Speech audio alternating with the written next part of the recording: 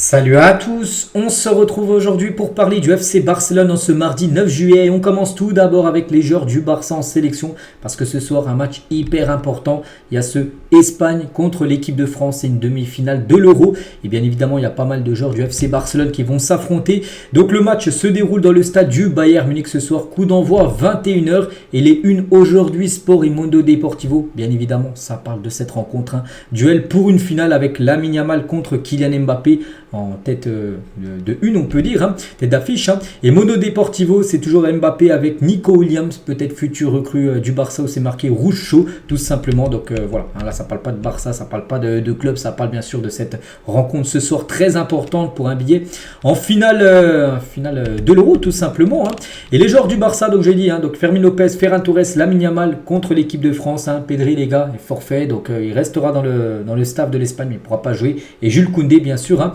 côté français contre l'Espagne, en parlant de Jules Koundé, lui est quasiment sûr d'être titulaire parce que déjà il réalise un très bon Euro et ce soir dans la compo probable il devrait bien commencer titulaire au poste de latéral droit, c'est mérité bien sûr pour Jules Koundé, ce soir il aura un gros client, ça sera peut-être son futur coéquipier du côté du Barça, Nico Williams, qui sera certainement ailier gauche. On a hâte de voir bien sûr ce match dans le match on peut dire, et du côté de l'Espagne voici le 11 de départ avec Lamine Yamal, je crois le seul joueur du Barça titulaire, parce que Pedri, quand il est titulaire, il va être remplacé par Olmo, bien sûr, vu que Pedri est forfait pour le match. Donc Nico Williams, peut-être futur joueur du Barça, sera également bien sûr titulaire.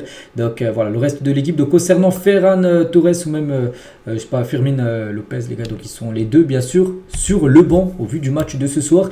Et Lamine Yamal, les gars, une petite photo de Lamine lors du dernier entraînement. Et Lamine, les gars, sur le journal Mundo Deportivo, ils ont évalué les joueurs de Barcelone dans l'Euro et la Copa América jusqu'à présent. Et on peut voir que Lamine a une note de 9 sur 10 par rapport à sa performance à l'Euro. On peut voir aussi des joueurs comme Koundé, une note de 8 sur 10, il réalise bien sûr un très gros Euro.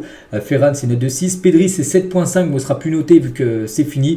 Ou des joueurs en dessous de la moyenne, comme Félix 4 ou Lewandowski, note de 5 sur 10 par rapport à son Euro. Bon, après, il a été beaucoup blessé.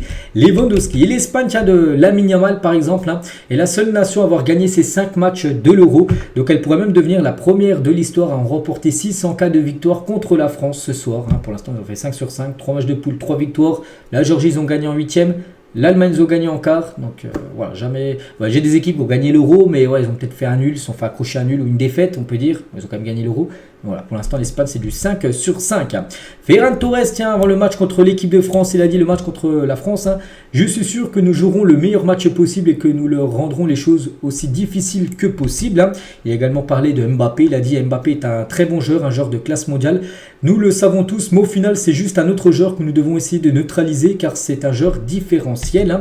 Il a également dit voyons si j'ai une course avec Mbappé et si je le bats en vitesse lors des demi-finales parce qu'Mbappé, il a eu le tableau, le top 10 des joueurs qui ont été les plus rapide lors de cet Euro. Et on peut voir que Ferran Torres classé deuxième, Mbappé premier. Donc Ferran Torres, il a été flashé à 36 km à l'heure sur cet Euro et Mbappé 36,5 km à l'heure. Donc il a dit il va essayer de le battre en gros aujourd'hui, enfin s'il joue bien sûr en vitesse.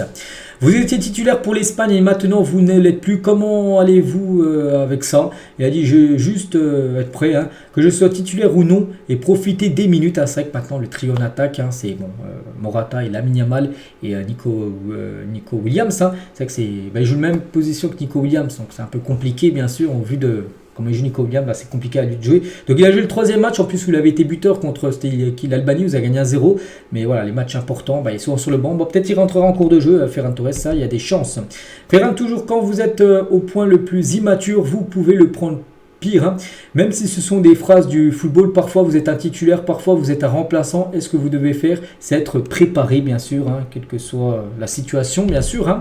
Être le requin est un mode de vie, je l'aurai pour toujours, parce que ce surnom au Barça c'est être le requin tout simplement, il a dit que ce surnom va le suivre toute sa carrière certainement. J'applique le style de vie du requin dans l'attitude avec laquelle je joue, en ne renonçant pas à tout, en profitant de chaque minute, et pas seulement dans le football, mais aussi dans la vie, profite maximum, en gros, il a bien raison. Et je parlais à Flick Wadeko, il a dit j'ai reçu quelques messages me souhaitant bonne chance et j'ai déjà hâte d'aller à Barcelone, de parler à l'entraîneur et de me mettre entre ses mains parce que je suis sûr qu'il tirera beaucoup de potentiel de nous, bien sûr au vu de la saison prochaine. Pas de rumeurs sur mon départ cet été, il a dit je ne sais pas, je suis le genre de personne qui met son portable en mode avion, il n'écoute pas ce que les gens disent de moi. Je suis à Barcelone et j'ai un contrat à Barcelone et je vais continuer à Barcelone malgré que le Barça Souvent quand on parle de Ferran Torres, le Barça, il y aura des ventes, ils aimeraient bien sûr le vendre, Ferran Torres, mais lui veut rester au Barça. Lui, il a déjà dit là, il l'a souvent dit aussi ces dernières semaines. J'ai joué au football, je me suis amusé, j'ai donné le meilleur de moi-même, j'ai travaillé pour obtenir mon potentiel maximum. À partir de là, il y aura des gens qui l'aimeront, des gens qui ne l'aimeront pas, mais je suis fier de la saison et de la façon dont les choses se passent. Il a également dit, est-ce que je donne des conseils à Lamine Yamal? Oui, il n'a pas besoin de conseils de football parce qu'il est très bon. Je peux lui donner des conseils en dehors du terrain grâce à mes expériences. Je suis un coéquipier qui essaie d'aider autant que possible, de toutes les manières possibles. Mais voilà, il dit que déjà Lamine Yamal, il sait déjà pas mal de choses dans le football, mais il lui a donné quelques conseils par rapport surtout à l'expérience, parce qu'il est un peu plus vieux, donc il a un peu plus d'expérience dans le foot, bien sûr, Ferran, que Lamine Yamal. Et Nico Williams et Lamine Yamal, il a dit, ce sont des prodiges, ce sont des enfants hors du commun, ils le prouvent et à leur âge, cela a beaucoup de mérite, et il aimerait bien sûr que les deux. Bon, après, ce sera un coup dur quand même pour lui. Ferran Torres et Nico Williams venaient arriver au club parce qu'il joue à la même position que lui. Donc, déjà en sélection, Nico Williams est devant lui. Et on pense au Barça, si le Barça recrute Nico Williams, je pense que Nico Williams sera devant Ferran. Donc après, voilà, il a dit que lui, il joue, que ce soit remplaçant ou titulaire, c'est pareil pour lui, il se donne à fond. Et c'est bien ça le plus important. Et Nico Williams et Daniel Mo seraient-ils les bienvenus au Barça? Il a dit oui, bon sang. Tous les renforcements positifs pour le Barça nous aideront à réussir. Donc voilà, il serait quand même content, bien sûr, que ces deux-là, s'ils venaient à débarquer du côté du club. Araujo et Pedri blessés, qu'est-ce qu'il a pu dire? Il a dit il y a beaucoup de matchs avec beaucoup d'exigences, des matchs tous les 3 jours, pratiquement pas de temps pour se reposer. Les blessures sont normales, nous devons les minimiser et finir en aussi bonne santé que possible. Donc après, des fois, il y a des blessures musculaires où tu te blesses tout seul. Des fois, c'est des joueurs qui te blessent, comme à l'image de Toni Kroos qui a blessé Pedri. Ça, c'est plutôt dommage, parce que Pedri, les gars, il voulait tellement jouer, bien sûr, ce quart de finale contre l'Allemagne. Voilà tout ce qu'il avait à dire, Ferran Torres. Une petite interview qu'il a fait hier, les gars, avant ce match, ce soir, contre l'équipe de France. On continue, tiens, on va parler maintenant de la première semaine. N'oubliez pas qu'on est le 9, 9 juillet, demain on est le 10 et demain c'est retour de l'entraînement pour le FC Barcelone. Donc la première semaine de Hansi Flick au Barça, donc le 10 et 11, donc demain et après-demain, tests médicaux le matin, donc mercredi matin et jeudi matin, tests médicaux et entraînement plus tard dans la journée. Donc voilà, l'après-midi, demain après-midi entraînement et jeudi également entraînement. 12 juillet, donc ça sera vendredi, entraînement le matin, il n'y aura plus les tests médicaux. On passe là maintenant sur l'entraînement matin, après-midi. 13 juillet, donc c'est samedi, entraînement le matin. Et le 14 juillet, la finale par exemple de l'Euro, sera dimanche, fin de semaine. Double entraînement matin et après-midi. Donc voilà, ça a commencé très fort. Bon, après, c'est logique d'avoir 2 entraînements parce que là, tu reviens, c'est la pré-saison. Il faut relancer la machine, on va dire le corps, tout ça. Puis voilà, c'est la préparation physique, bien sûr. C'est ce que tu fais à chaque fois. Au début, c'est courir beaucoup. Donc voilà, c'est imminent, ça commence demain tout simplement.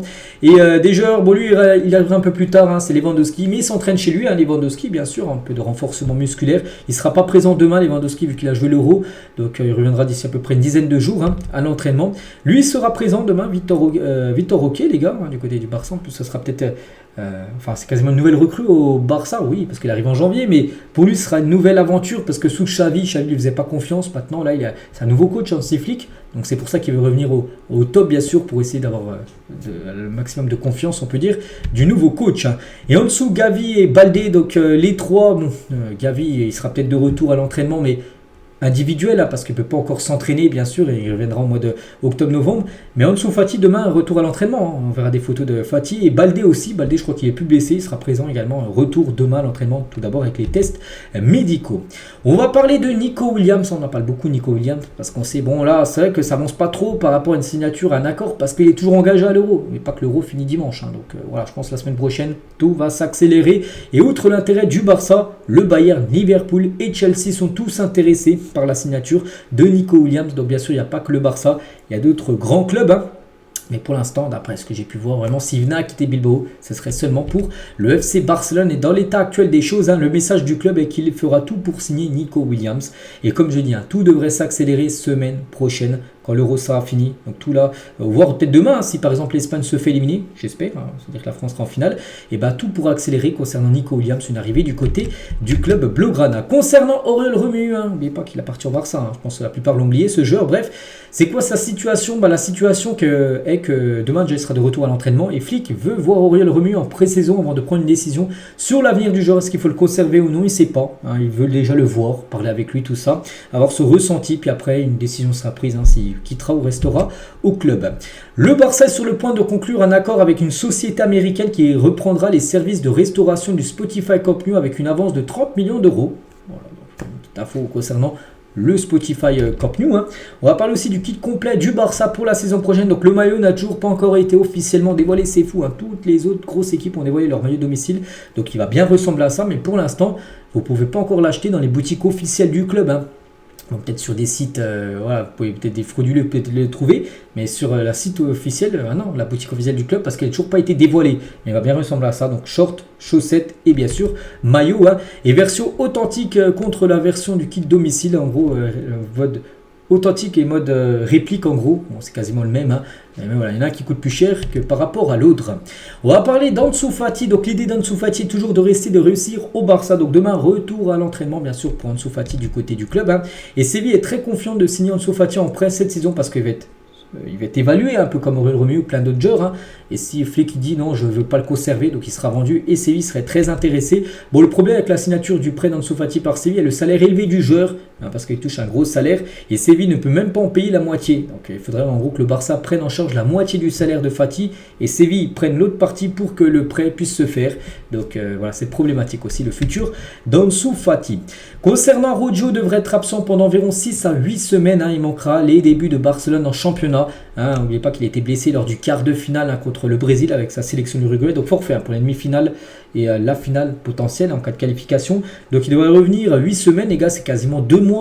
Donc là, si on prend le 2 mois, on serait le 9 septembre. Il louperait peut-être les 2-3 premières journées de Liga. C'est comme un gros coup dur. Et peut-être la première journée Ligue des Champions qui sera prévue début septembre. Donc voilà, il va avoir beaucoup de force à Rojo. C'est quand même un gros coup dur pour le club. Lamine Yamal a remporté le prix du joueur de l'année de Barcelone. Félicitations à lui, le meilleur joueur de l'année. Même pas le meilleur jeune joueur, le meilleur joueur tout court, c'est Lamine Yamal. Félicitations. Et la meilleure joueuse de l'année du côté du Barça féminin, c'est Etana Bonmati et tu en finis avec elle. Aujourd'hui, donc félicitations bien sûr aux 2 meilleurs là de cette saison. Donc voilà les gars ce qu'on va dire aujourd'hui. J'espère que ça vous a plu. On se retrouve nous demain, bien sûr, demain mercredi pour le prochain numéro. À demain.